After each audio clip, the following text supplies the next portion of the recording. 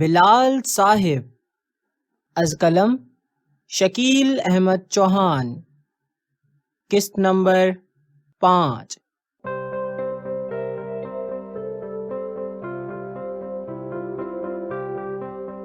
خوددار اتنا کہ خودی اس کو عقیدت سے سلام پیش کرتی۔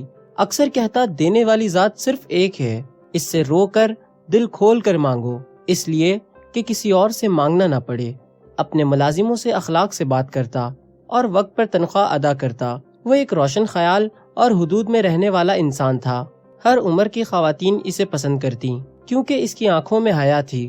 وہ کہتا کہ عورت کو آپ جس نظر سے دیکھتے ہو اسے فوراً اندازہ ہو جاتا ہے، اس لیے حیا کی نظر سے دیکھو۔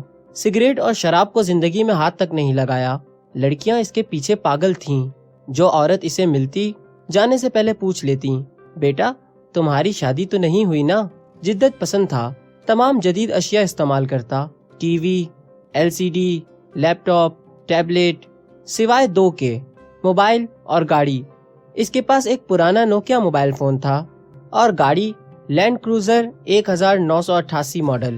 یہ چیزیں وہ نہیں بدلتا تھا، وجہ صرف وہ جانتا تھا۔ اندرون لاہور میں ایک بلڈ ڈونر سوسائٹی کا ممبر تھا اور سال میں 3 بار بلڈ ڈونیٹ کرتا۔ اس کا بلڈ گروپ -O تھا۔ بلال ایک سیلف میڈ اور ڈاؤن ٹو ارتھ بندہ تھا۔ اپنے سارے کام وہ خود کرتا، انتہائی صفائی پسند تھا، روزانہ گرم پانی سے نہاتا اور نیم گرم پانی پیتا، ہمیشہ کلین شیو روز کرتا، اپنی صحت کا بہت خیال رکھتا، ورزش روز کرنا، اچھا عطر لگانا اسے بہت پسند تھا۔ اس کے علاوہ انڈونیشیا کی بنی ہیئر کریم جونی اینڈرین اسے بہت پسند تھی، ہمیشہ اپنے گھنگریالی بالوں میں وہ کریم لگاتا۔ بلال کی آنکھیں بہت خوبصورت تھیں، موٹی گرین آنکھیں۔ کافی اور گرین ٹی بہت پیتا مگر چینی کے بغیر۔ رات سونے سے پہلے 1 مگ خالص دودھ پیتا، شہد ڈال کر۔ اسے اقبال چائے والے سے خالص دودھ مل جاتا تھا۔ اس کا نام اس کے باپ ملک جلال احمد نے رکھا تھا، حضرت بلال حبشی کے نام پر، ملک بلال احمد۔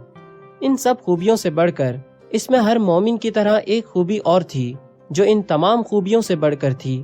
وہ نبی کریم صلی اللہ علیہ وآلہ وسلم سے محبت کرتا تھا۔ نام محمد صلی اللہ علیہ وآلہ وسلم سن کر اس کی آنکھیں چمک اٹھتی تھیں اور اس کے دل کی دھڑکن تیز ہو جاتی۔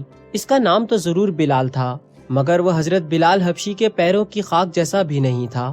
ملک بلال احمد کو حضرت بلال حبشی عاشق رسول سے بڑی عقیدت تھی۔ سترنگی کمرے میں وہ داخل ہوتی ہے۔ ملاقات ہو گئی تمہاری؟ دانت پیستے ہوئے نوشی نے کہا، جو کہ ڈریسنگ ٹیبل کے سامنے بیٹھی ہوئی تھی۔ کس سے؟ توشی نے سوال پر سوال کیا۔ تمہارے بلال سے۔ تفتیشی نگاہوں سے دیکھتے ہوئے ایک بار پھر نوشی بولی، جسٹ شٹ اپ، میں نے تم سے زیادہ اسٹوپڈ اور نیگیٹو سوچ کسی کی نہیں دیکھی۔ وہ تم سے منسوب ہے بچپن سے، تمہارے علاوہ زندگی میں اس نے کسی کو آنکھ بھر کر نہیں دیکھا۔ توشی نے اپنا لہجہ بدلا، کیوں اپنے آپ کو نفرت میں جلا رہی ہو؟ وہ نوشی کے پاس آ کر بیٹھ گئی اور محبت سے اس کے کندھے پر ہاتھ رکھا۔ میں بہن ہوں تمہاری، اچھا چاہوں گی تمہارے لیے، تمہارا مشورہ مانگا ہے، 1 نمبر کی ڈفر ہو تم۔ نوشی نے اپنے شانے اچکاتے ہوئے اس کی ہمدردی واپس کر دی۔ جلدی سے تیار ہو جاؤ، دیر ہو رہی ہے، نوشی نے حکمیہ انداز میں کہا، جو کہ اب کھڑی ہو چکی تھی اور جانے کے لیے تیار تھی۔ توشی اپنی جگہ سے اٹھی اور نوشی کے بالکل سامنے آ کر کھڑی ہو گئی۔ اس کا چہرہ غصے سے لال ہو چکا تھا۔ اس نے بغیر تمہید باندھے ترش لہجے میں 2 ٹوک کہا، میں آج تک یہ سمجھ نہیں پائی، کیوں تم بلال سے نفرت کرتی ہو؟ کس وجہ سے محبت کروں؟ نوشی نے جان لیوا مسکراہٹ سے پوچھا۔ دونوں بہنوں میں جرح شروع ہو چکی تھی۔ توشی سرخ آنکھوں کے ساتھ بولی، محبت بے وجہ ہوتی ہے مائی ڈیئر، نفرت کرنے کے لیے بھی وجہ ضروری نہیں ہوتی۔ نوشی نے جواب دیا، غلط، بالکل غلط، محبت کرنا نیکی ہے اور بغیر وجہ کے نفرت گناہ۔ توشی اخلق بولی، کیا محبت کرنے سے ثواب ملتا ہے؟ نوشی نے مسکراتے ہوئے پوچھا، ہاں اگر وہ حرص و ہوس سے پاک ہو۔ توشی نے سنجیدگی سے جواب دیا، اس کی سنگت میں ملگنی مت بن جانا۔ نوشی نے اس کے رخساروں کو اپنے ہاتھوں میں لیتے ہوئے کہا اور توشی کی پیشانی چوم لی۔ میں جا رہی ہوں، تیار ہو کر آ جاؤ۔ جاتے ہوئے بولی، ڈی جے الو کا پٹھا بھی سویا ہوگا ابھی تک۔ کچن میں SMS برتن دھو رہا تھا اور اس کے بالکل پیچھے دوسری طرف بیجی دودھ گرم کر رہی تھی۔ دونوں کی پشتیں ایک دوسرے کی طرف تھیں۔ سنک کے سامنے کھڑا SMS اچانک بولا بھرائی ہوئی آواز کے ساتھ، بیجی تمہیں پتہ ہے بلال بھائی اس گھر کا کھانا نہیں کھاتے۔ محمود مجھے تو یہ بھی پتا ہے کہ کب سے نہیں کھاتا، بی جی دودھ ہلاتے ہوئے بولی۔ میں شعیب صاحب کے کمرے میں فروٹ دینے گیا تھا تو چھوٹی بیگم صاحبہ بھری پڑی تھی غصے سے۔ انہیں پتہ نہیں کیوں بلال بھائی پر غصہ آتا ہے، جو کہ برتن دھو کر فارغ ہو چکا تھا۔ میں تو کبھی اس کے کمرے میں نہیں گئی، کھاتا کیا ہے؟ بی جی بولی دودھ مگ میں ڈالتے ہوئے۔ اکثر تو وہ سینڈوچ بنا کر کھاتا ہے، ہفتے میں ایک دفعہ پیاز گوشت بناتا ہے۔ ایس ایم ایس نے تفصیلی رپورٹ دی۔ سینڈوچ تو وہی کھا سکتا ہے، مگر پیاز گوشت کی کیا بات ہے۔ ایس ایم ایس کے منہ میں پانی آ گیا، جیسے لذیذ کھانا یاد کر رہا ہو۔ ہیلو بی جی، ہائے ایس ایم ایس۔